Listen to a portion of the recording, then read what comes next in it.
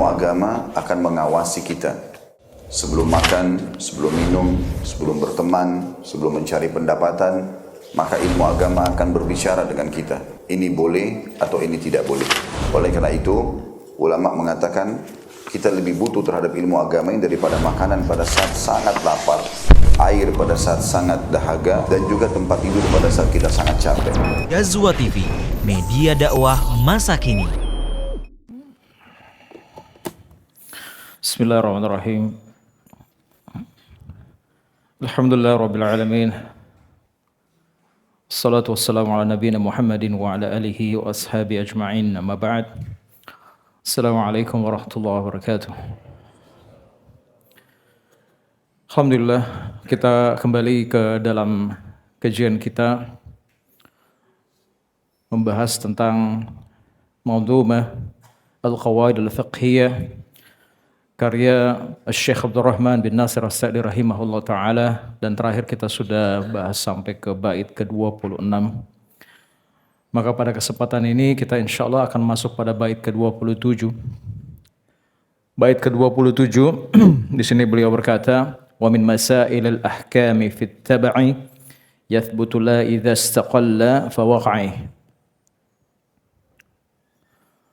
Kata beliau, di antara permasalahan hukum, ada sesuatu yang hukumnya bisa tetap, bisa dibolehkan, atau bisa ditoleransi hanya ketika dia sebagai pengikut atau dia hanya mengikuti. Tapi kalau dia berdiri dengan sendiri, dia tidak diperbolehkan. Dengan ungkapan lain, para ulama kita membahasankannya dengan kaidah yajuzu tab'an ma la yajuzu istiqlalan. Artinya, suatu hal kadang boleh jika hanya dia sebagai pengikut saja, tapi tidak boleh kalau dia berdiri sendiri. Ini juga semakna dengan kaidah yuktafaru fit tawabi'i ma la yuktafaru fi ghairiha. Dimaafkan pada perkara-perkara yang mengikut atau ikutan, sesuatu yang tidak dimaafkan pada selainnya. Jadi inti pembahasan di sini adalah syariat itu membedakan antara sesuatu yang menjadi pokok dan tujuan utama dari sesuatu dengan sesuatu yang sifatnya hanya mengikuti. Ya, kalau dia hanya mengikuti. Kalau dia hanya mengikuti, kadang syariat memberikan toleransi. Tapi kalau dia dijadikan sebagai tujuan utama dan dia berdiri sendiri, maka hukumnya di sini bisa berbeda. Nah, ini penting sekali karena tidak semua yang terlarang secara independen otomatis terlarang pula ketika dia hanya sebagai pengikut. Ya. Dan begitu juga sebaliknya. Tidak semua yang ditoleransi sebagai pengikut boleh diangkat menjadi pokok permasalahan. Baik, saya jelaskan sedikit ya makna dari bait ini. Di sini kata penulis beliau berkata, wa min masailil ahkami fit tab'i. Di sini ada kata at-tab'i. Dalam bait ini itu maksudnya adalah sesuatu yang mengikuti kepada yang asal. Dia bukan objek utama, bukan tujuan pokok, bukan inti dari perbuatan, tapi dia hanya mengiringi sesuatu yang lain. Ya, maka di sini syariat dalam banyak masalah fikih memandang apakah perkara ini adalah perkara yang memang maksud dari tujuan itu, ataukah dia hanya pengikut saja, hanya konsekuensi, hanya pengiring. Kalau dia hanya pengiring, kadang diberi keringanan. Tapi kalau dia menjadi maksud utama, maka tidak lagi masuk dalam toleransi ini. Baik, saya berikan contoh pertama. Contoh pertama di sini adalah iktikaf. Iktikaf, kemudian kita tahu ya, iktikaf itu hukumnya dia harus berdiam diri di dalam masjid. Hukum asalnya dia tetap tinggal di dalam masjid dan tidak keluar kecuali untuk kebutuhan yang memang dibolehkan. Seperti apa? Siapa yang iktikaf baru-baru bulan Ramadan di sini? Siapa? Ada? Oke. hukum asalnya dia tidak boleh keluar, harus tinggal di dalam masjid. Kecuali untuk kebutuhan yang memang diperbolehkan. Seperti apa? Buang hajat, boleh. Kalau misalnya kamar mandinya di luar, nggak masalah. Atau kebutuhan manusiawi yang tidak bisa dilakukan di masjid. Ya. Dari hadis Aisyah radhiyallahu taala anha dalam Sahih Muslim disebutkan, beliau berkata, Aisyah berkata, "In kuntu la adkhulul baital haja wal maridu fihi, fama as'alu anhu illa wa ana marrah." Aku benar-benar masuk ke rumah untuk suatu keperluan, sedangkan di dalamnya ada orang sakit, maka aku tidak menanyakan keadaannya kecuali sekedar sambil berlalu saja. Di dalam riwayat yang sama disebutkan bahwa Rasulullah SAW tidak masuk rumah saat sedang iktikaf kecuali untuk hanya kebutuhan saja.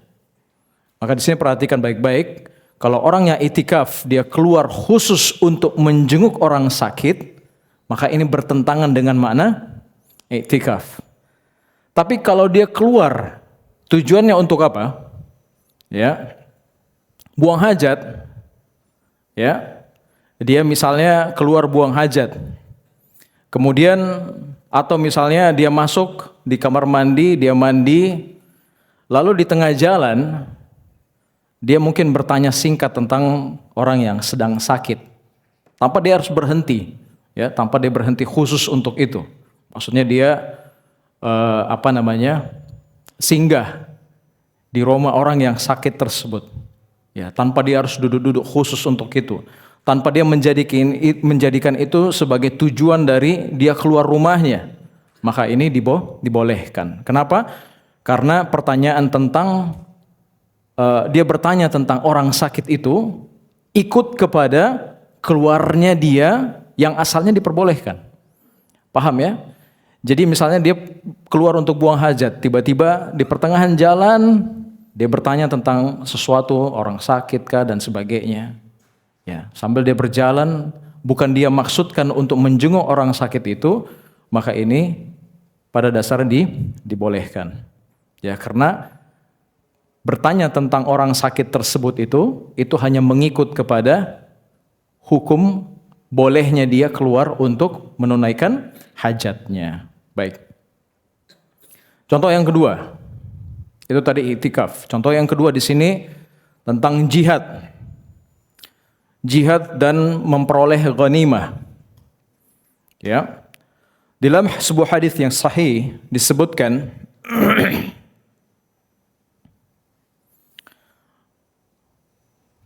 Nabi sallallahu alaihi wasallam bersabda,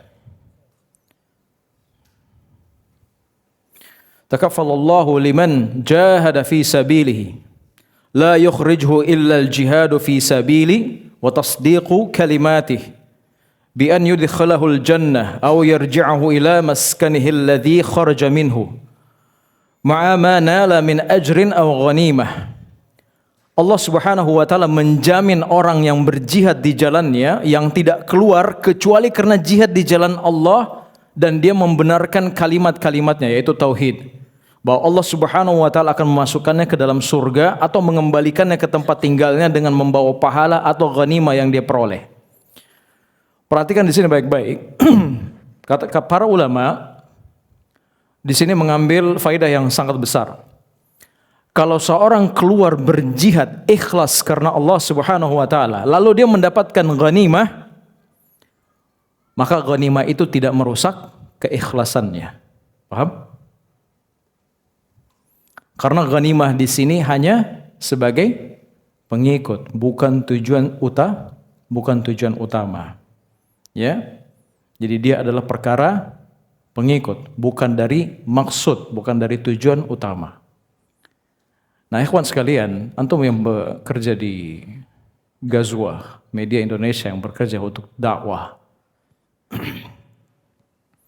antum bisa masuk dalam hadis ini. Karena pada dasarnya orang yang berdakwah di jalan Allah ini hampir sama dengan fisabilillah, berjihad di jalannya. Nah, kalau antum mengikhlaskan tujuan utama antum adalah untuk mendapatkan pahala, mendapatkan ridha Allah Subhanahu wa taala. Kemudian dari jihad tersebut, dari upaya antum melakukan pekerjaan, terus antum mendapatkan bayaran dari situ, maka inilah orang-orang yang dijanjikan oleh Allah Subhanahu wa taala, Allah akan masukkannya ke dalam surga, mengembalikannya ke tempat tinggalnya dengan membawa pahala atau ghanimah yang dia peroleh. Maka mulai sekarang kalau antum keluar kerja, antum keluar bekerja, niatnya bukan mencari uang. Niatnya adalah untuk memenuhi kewajiban antum sebagai seorang ayah, sebagai seorang suami, untuk menafkahi keluarga. Karena ini adalah perintah Allah Subhanahu wa taala. Allah telah memberikan amanah berupa keluarga di mana antum harus menafkahi mereka. Ini adalah perintah. Asal perintah adalah ibadah.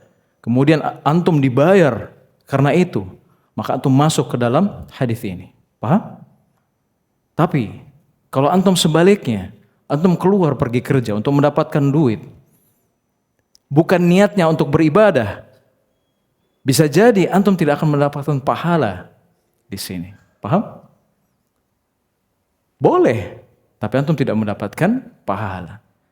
Sedangkan kita keluar dari rumah, kita niatkan, ya Allah, saya keluar dari rumah ini karena Engkau perintahkan saya untuk mencari nafkah, memenuhi kewajibanku sebagai seorang suami, sebagai seorang bapak dari keluarga-keluarga. Maka Allah akan mencatat ini semua sebagai sebuah amalan. Tapi kalau antum keluar dari rumah hanya karena untuk mencari uang, untuk penghidupan, itu niatnya, antum tempatkan Allah Subhanahu wa taala dan perintahnya terhadap mencari nafkah, kedua atau ketiga, maka bisa jadi antum tidak akan mendapatkan pahalanya. Ya, baik.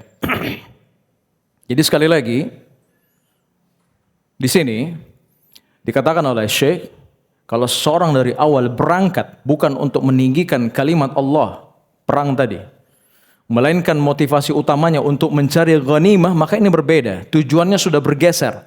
Yang tadinya pengikut berubah menjadi pokok atau menjadi maksud utama. Dan ketika pengikut berubah menjadi pokok atau maksud utama, hukum dan nilainya pun akan berubah. Ya, jadi mendapatkan ghanimah dalam hadis ini sebagai hal yang mengiringi jihad yang ikhlas, itu boleh. Ya, baik. Contoh yang ketiga. Contoh ketiga di sini penguburan Abu Bakar dan Umar radhiyallahu anhuma di samping Nabi sallallahu alaihi wasallam. Hukum asal kaum muslimin dikuburkan di pekuburan kaum muslimin. Adapun Rasulullah sallallahu alaihi wasallam, ya, maka Abu Bakar radhiyallahu taala anhu menyampaikan sabda beliau, "Ma qubidun nabiyyun illa dufina haitsu yuqbad." Tidaklah seorang nabi melainkan atau tidaklah seorang nabi diwafatkan oleh Allah Subhanahu wa taala melainkan dia dikuburkan di tempat dia diwafatkan.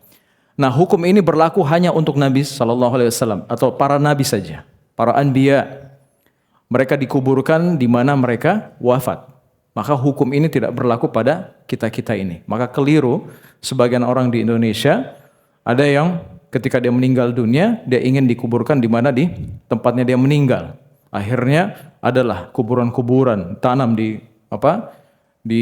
pekarangan rumahnya atau di dalam rumahnya sendiri. Ini ada beberapa tempat terjadi di Indonesia. Baik, kita kembali kepada penguburan Abu Bakar dan Umar. Maka Nabi Shallallahu Alaihi Wasallam dikuburkan di rumah beliau, di tempat beliau wafat. Setelah itu Abu Bakar dan Umar dikuburkan di samping beliau. Maka dari sini penjelasan kaidah dijelaskan oleh para ulama ini dipahami sebagai bentuk pengikutan kepada tempat penguburan Nabi. Maksudnya, seandainya tidak ada kekhususan dan asal yang diikuti, tentu di sini hukum asalnya mereka itu dikuburkan di penguburan kaum muslimin. Ya, baik. Cuman di sini kebolehan mereka ini adalah sebuah kekhususan, ya, Abu Bakar dan Umar. Ini adalah sebuah kekhususan. Tidak bisa tiba-tiba antum minta dikuburkan di samping Umar dan Abu Bakar juga. Nggak boleh seperti itu. Baik. Sekarang